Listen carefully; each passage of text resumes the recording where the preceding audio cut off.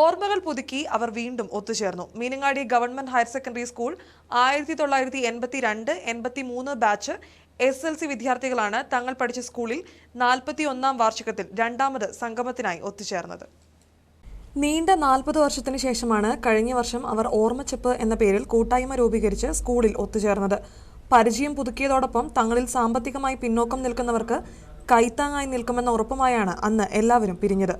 ജീവിത വഴിയിൽ പല വഴിയായി പിരിഞ്ഞവർ ജില്ലയ്ക്ക് പുറത്തുനിന്നും ഇതര സംസ്ഥാനങ്ങളിൽ നിന്നും എത്തിച്ചേർന്ന രണ്ടാമത് പുനഃസമാഗമം സ്കൂൾ പ്രിൻസിപ്പൽ ഷിവി കൃഷ്ണൻ ഉദ്ഘാടനം ചെയ്തു. സാധാരണഗതിയിൽ പറയുക, കുറച്ചു മാത്രം സംസാരിക്കുക, മധുരമായി സംസാരിക്കുക, കുറേയധികം കേൾക്കുക എന്നുള്ളതാണ് യഥാർത്ഥത്തിൽ ജീവിതത്തിൽ വേണ്ടത് എന്നാണ് പറയാം. ഈ കേൾവി അല്ലെങ്കിൽ കേൾക്കുക എന്ന് പറയുന്നത് വളരെ പ്രധാനമാണ്. അങ്ങനെ കേൾവിക്കാരനാകാനാണ് ഞാൻ യഥാർത്ഥത്തിൽ ഇന്ന് സ്വകാര്യമായിട്ട് നിങ്ങളുടെ ചില സൗഹൃദ സ്വകാര്യതകൾക്കിടയിലേക്ക് നിന്നുകൊണ്ട് കയറിയത്.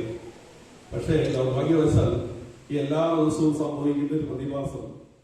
56ാം വയസ്സിലും കൗമാരത്തിന്റെ ഊർജവുമായി ആട്ടവും പാട്ടുമായി നടത്തിയ സംഗമം സഹപാഠികളായവർക്ക് അവിസ്മരണീയമായി.